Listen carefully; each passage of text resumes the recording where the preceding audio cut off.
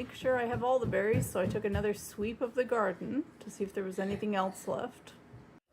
Well, I am going to make jam today, so it means I need to go to the store and I need to get some of the jar liners that you have to get every time you make jam, and some Certo and some more sugar. So that's what I'm off to do right now.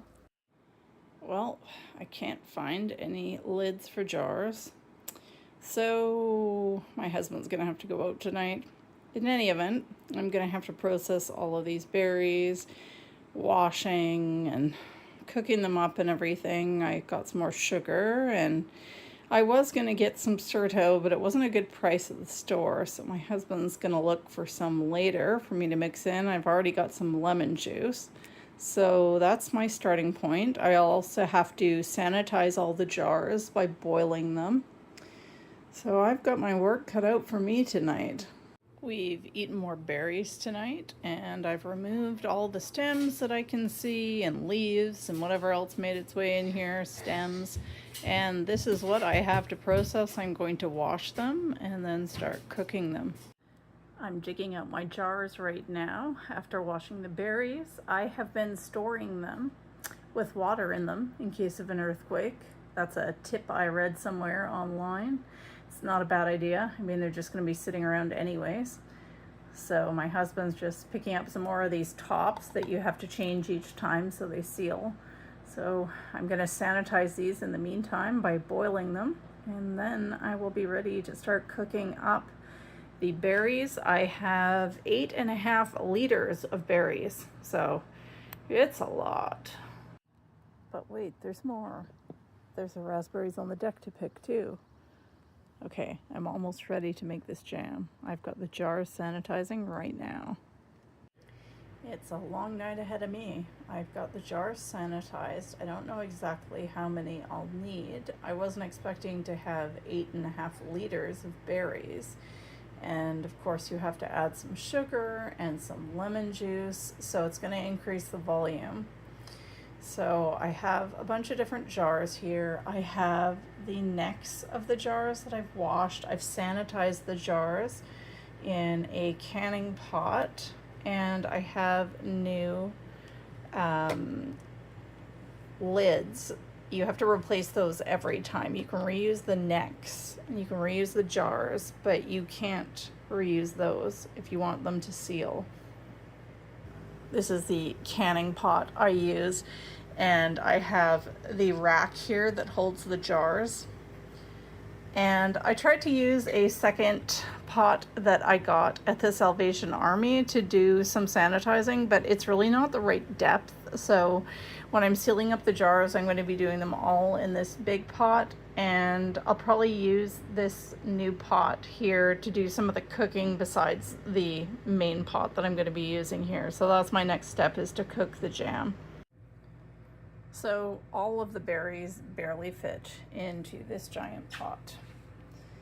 And that means I'm going to have to divide out part of them into another pot so that I can actually get sugar and lemon juice in, and the pectin. Well, I'm in the thick of it now.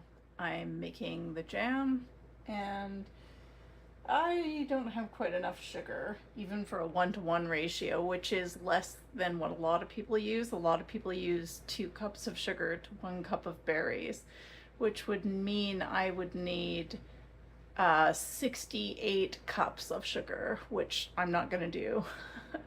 So I've tried to do almost a 1-to-1 ratio, so that's about 8 liters of sugar, which seems like an incredible amount, but apparently it helps it set better, and I have had quite runny jam in the past. I'm also going to use slightly more Certo this year, the pectin.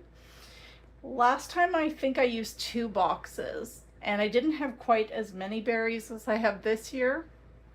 So this year I'm going to go with 5 boxes, which is still less than they recommend, but I guess we'll see what happens. And I've put in lemon juice. So basically it's sugar, berries, lemon juice, and I'm going to be adding the Certo as directed.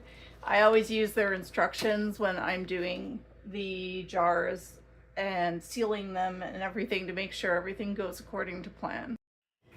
I'm at the cooking stage right now. Gotta boil this up, so hopefully it'll set, and then I need to cool it, skim it, and then I am going to be funneling it into the jars and then boiling the jars to set them and seal them, and then letting everything cool off. And I gotta think of a catchy name for my jam this year. So I've taken the jam off the heat, I've cooled it for about 10 minutes, and I'm gonna skim the top, and then I'm gonna be ready to be filling the jars, which I am currently heating up right now in the canning pot. So those are going to be warmed up, filled up with the funnel to the right height, and I'm gonna put the lids on. I'm heating up the lids in some warm water here. Apparently it's not supposed to be boiling, but warm. So I've got those heating up. Okay, I've skimmed the jam, and now it looks like I'll be ready to fill up my jars. So I filled up my jar with the funnel and measured with this tool to see that it's not too close to the top. I have to wipe around the neck of the jar, and then I'm going to put on one of these lids here and then the ring and tighten it to fingertip tight, and then I'm going to be putting it back here into the canning pot here to boil for a while, and I'll get out the next jar and fill them one by one. This is probably the hardest part, but I'm almost there. I've got the first load filled with jam in the canning pot. I need them to boil for 10 minutes before I take them out and put the next load in. This is one of the messiest parts because this just always overflows. I don't think I have a deep enough canning pot, or maybe the rack takes up too much room. I'm not sure. It's 20 to 1 in the morning and I'm finally done. It's a lot of jam. It was definitely more than last year. I had to even put some into just random jars that I don't have a lid to seal, that are going to be freezer jam or fridge jam, because I ran out of jars. Anyways, that's it for this year. Every year I make jam, I say, this is it. This is the last year. I'm never going to do this again. But I'll probably do it again next year, because in the middle of winter, it is so nice to have delicious homemade jam that reminds you of the summer and all of the delicious berries in the garden. We've got some homemade biscuits here with some butter. They're nice and warm. I'm going to take some of the unsealed jam that would otherwise be in the freezer or fridge for now, when I ran out of jars that seal, and put some on for a delicious weekend breakfast. This stuff is runnier and didn't set as well, probably because it's in the unsealed ones. I'll see how well the sealed ones set later, but this looks delicious. I'm going to label these jams up today and put them away to store. I'll give some of them away, and on long winter nights I can have a little taste of the summer. Bon appetit.